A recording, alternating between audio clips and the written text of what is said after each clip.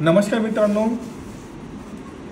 MH nursing CET 2025चा निकाल लागल्यानंतर सगळ्यांचे लक्ष कॅप रजिस्ट्रेशन आणि ॲडमिशन प्रोसेसकडे आहे। या व्हिडिओमध्ये आपण सविस्तर माहिती घेणार आहोत की बीएससी नर्सिंग मध्ये प्रवेश कसा घेतला जातो स्टेप बाय स्टेप। हा व्हिडिओ विद्यार्थी मित्रांनो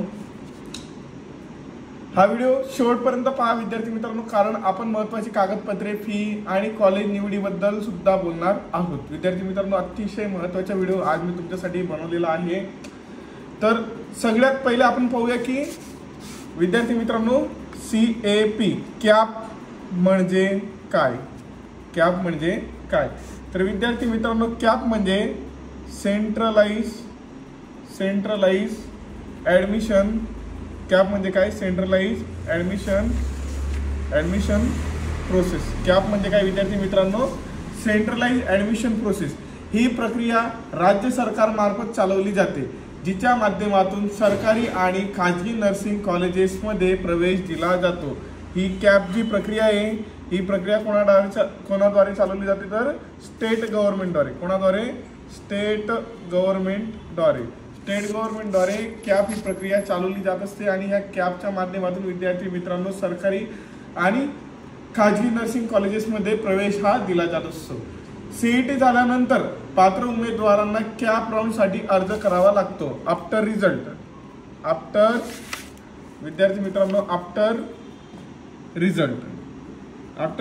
काय असतं? आफ्टर रिझल्ट नंतरची प्रोसेस काय असते?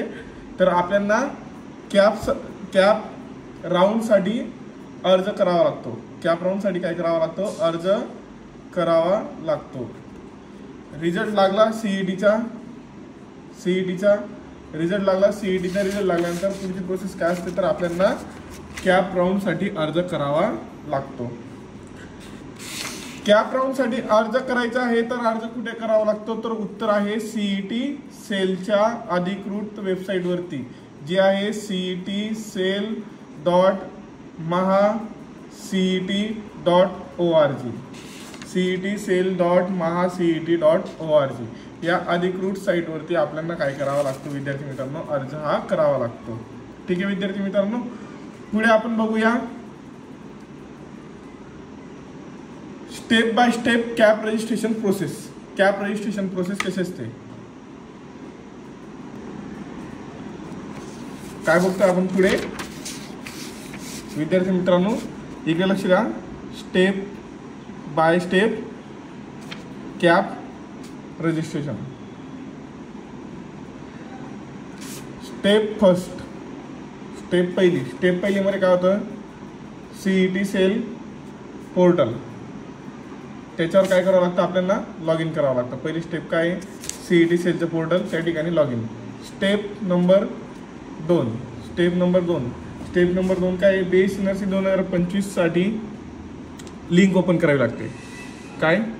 बीएससी नर्सिंग सीईटी सेलच्या पोर्टलला लॉग इन केलं। सीईटी सेलच्या पोर्टलला तुम्हाला ANM ऑप्शन दिसेल, ANMच्या आधी GNM दिसेल आणि GNMच्या आधी काय दिसेल? BSc nursing. तर आपल्याला कुठली लिंक ओपन करायची? तर बीएससी नर्सिंगची लिंक आपल्याला काय करायची आहे? BSc nursing 2025 cap registration, BSc nursing 2025 cap registration या ठिकाणी लिंक ओपन करायची आहे। ओपन केलं की स्टेप नंबर 3 मध्ये काय राहील?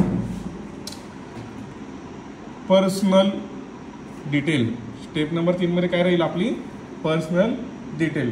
त्याच्यामध्ये तुमचं नाव, सीईटीचा रोल नंबर, मार्क्स एटसेट्रा आपल्याला इथे काय करायचं आहे? फिलअप करायचं स्टेप नंबर 3 मध्ये। पुढे काय राहील? Step number 4। पुढची स्टेप नंबर लास्ट स्टेप काय राहील? तर डॉक्युमेंट्स अपलोड। पुढची स्टेप काय राहील? डॉक्युमेंट्स अपलोड करणं। पुढची स्टेप काय आहे? डॉक्युमेंट अपलोड करणं। ही लास्टची स्टेप आहे। ही स्टेप कोणती आहे? लास्टची स्टेप आहे। तर स्टेप नंबर काय आहे?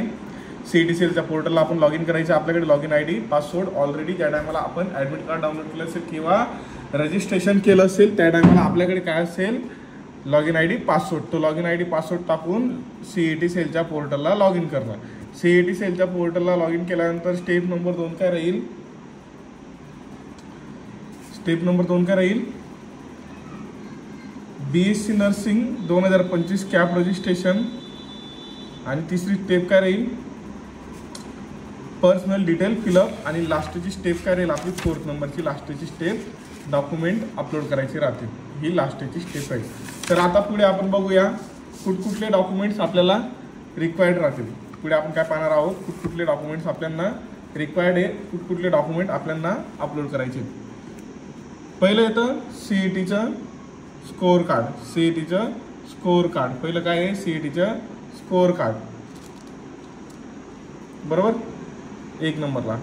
2 नंबरला कुठलं डॉक्युमेंट लागेल, 10वी 10th अँड 12th मार्कशीट, 10वी 12वीचं मार्कशीट.